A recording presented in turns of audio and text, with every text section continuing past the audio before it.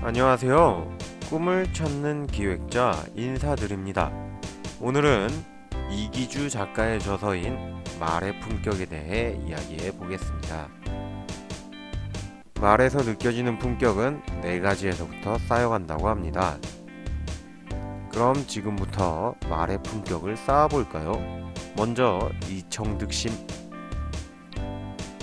책에서로는 경청에서 지혜가 비롯되고 말에서 후회가 비롯된다 라며 시작합니다. 대상을 존중하고 진심으로 대하면 마음의 문이 안쪽에서부터 열린다고 하죠. 그렇다면 마음을 여는 열쇠인 경청은 어떻게 사용하는 걸까요? 눈을 크게 뜨고 진득하게 귀를 기울이면 상대의 마음마저 얻을 수 있다는 말이 있죠. 말과 말 사이에 배어있는 감정은 물론 대상이 가슴에서 퍼올린 말을 나의 가슴으로 느끼기 위한 행위, 상대의 말할 권리를 존중하는 행위, 이것이 경청하고 있다 라고 할 수 있겠네요. 이런 경청을 잘하기 위해서는 세 가지의 요령이 있습니다. 상대방의 입장에서 그의 기분, 시선, 상황을 바라보며 공감을 할 수 있어야 하고 상황에 맞게 리액션을 하면서 대상의 반응을 탐험할 수 있어야 하죠. 마지막으로 심리적 공감대를 형성시키면 대상은 그대가 경청하고 있다고 인식합니다. 사람이 말을 하기 위해선 공간적인 분위기도 매우 중요한데요. 타인과의 공감대를 확보하기 좋고 복잡한 인간관계에 윤활유 역할을 하는 자리가 바로 식사 자리라고 합니다. 누군가를 듣고 싶으면 밥 한 끼 같이 먹으면서 경청하는 것도 좋겠네요. 말의 품격을 쌓기 위한 두 번째, 과언무한. 사람의 가장 깊은 감정은 침묵 속에 자리하고 있다고 합니다. 100마디 말보다 더 무겁고 대상의 가슴에 더 깊게 새길 수 있는 꿀팁. 그것은 침묵입니다. 그렇다고 무조건 침묵하란 이야기는 아니죠. 사람의 진심과 속마음은 간결한 표현에 녹아있기 마련입니다. 짜임새 있는 말 속에 생각과 느낌을 담아 전달할 수 있다면 더없이 좋겠죠. 침묵 외에 다른 꿀팁도 있습니다. 쉽게 낙담하지 않고 질책에 좌절하지 않으며 신념과 철학을 바탕으로 언행하는 둔감력. 주변을 진득하니 응시하며 유연하게 말의 품격을 얻는 시선. 말은 언젠가 자신에게 돌아온다고 합니다. 때문에 긍정적인 언품을 가지시길 바랍니다. 여기 거짓골을 한 사람이 있습니다. 이 사람은 우연하게도 면접을 볼 기회가 생겼죠. 면접관이 꼴을 보더니 묻더래요. 자네 복장이 왜 그런가? 그랬더니 거짓골을 한 사람이 뭐라 그랬는지 알아요? 하하, 와이셔츠는 입지 않았지만 속옷 하나는 끝내주는 걸 입고 왔어. 속옷 자랑을 하던 그는 현재 엄청난 성공을 이룬 크리스 가드너입니다. 긍정적인 한마디는 분위기를 넘어 인생을 바꿔준답니다. 여러분, 말의 품격이 다져지고 있나요? 세 번째는 언위심성입니다. 무심코 던진 말 한마디에 사람의 품성이 드러난다고 합니다. 수준이나 등급을 의미하는 한자인 물건품.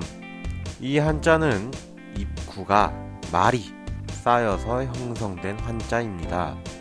그렇기 때문에 나만의 채취, 내가 지닌 고유한 인향은 분명 내가 구사하는 말에서부터 뿜어져 나오게 되어 있습니다. 언어의 무늬와 결을 다채롭게 구성하다 보면 인생이 묻어납니다. 인생의 고난과 역경을 넘어 긍정적으로 살아가는 그대들의 삶이 묻어나는 거죠. 말은 행동할 때 온기를 갖는다고 합니다. 여러분도 말한 것을 행동해 보는 것은 어떠신가요? 이렇게 인생이 묻어나는 행위인 만큼 말을 잘해야겠죠. 무작정 현란하게 말하는 데만 몰두하다 보면 정작 말 속에 담아야 할 본질적인 내용을 놓칠 수 있습니다. 그렇다면 말을 잘하는 비법이 있을까요?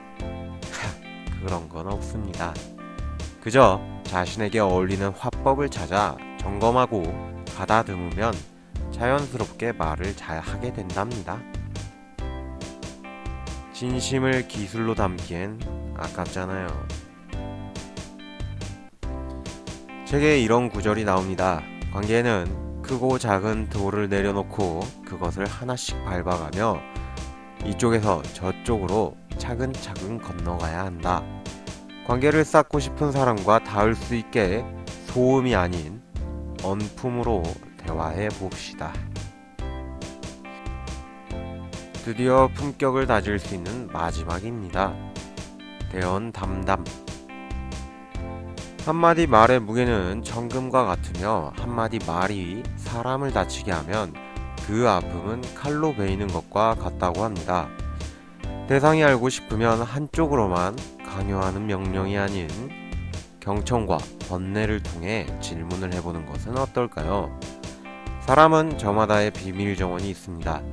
그곳에는 타인 모르게 간직해온 그들만의 추억과 상처, 이루지 못한 꿈이 처연하고 은밀하게 숨쉬는 곳이라고 하더라고요. 사람의 마음을 얻는 것은 우주를 얻는 것과 같다고 합니다. 과거와 미래는 한 곳에서 공명하고 있습니다. 과거와 현재에 연연하지 않으면서 차분히 앞날을 내다볼 수 있는 언품은 남보다 큰 그림을 그리는 능력입니다. 과거는 벽 또한 길이 될 수 있기 때문이죠. 우주와 같은 사람의 마음을 얻으려면 쉽지 않겠죠. 책에서는 지는 법을 아는 사람이 책임을 지는 사람이라고 합니다. 의미 있게 패배한다면 또 다른 시작이 될 수 있기 때문이죠. 사과는 용기에 바탕을 둔 뉘우침이라고 했습니다. 이와 동시에 갈등과 불신을 해소할 수 있는 가장 강력한 의사소통 도구이기도 하죠. 이 외에도 사람의 마음을 얻을 수 있는 도구는 있습니다. 한쪽의 의견에 치우치지 말고 모든 의견을 취합해 품속에 담는 방법도 있고, 포용과 유연한 생각의 태도로 공통점을 찾는 방법도 있습니다. 언품을 쌓다 보니 사람 감정은 자연과 같은 느낌이네요. 왜 우주와 같다는 표현을 썼는지 느껴지는 것 같습니다. 따스한 햇볕 아래 서 있을 때 삶의 비애와 슬픔을 말려내고 시들한 마음이 부풀어 오르며 꽁꽁 얼어붙은 가슴도 녹아내립니다. 봄 기운이 바람에 실려온다 싶으면 컴컴한 곳에 눌러앉아 있지 말고 몸을 움직이라는 책의 한 구절, 울타리를 벗어나란 이야기죠. 이 책의 작가는 삶의 바깥쪽에서 서성이지 말고 삶의 한복판으로 걸어가야 한다며 광장에 볕이 드는 곳으로, 삶의 온기가 있는 곳으로 가도록 이끌어주고 있습니다. 정말 흥미로운 에피소드도 많으니 한번 읽어보시기 바랍니다. 지금까지 꿈을 찾은 기획자였습니다. 감사합니다.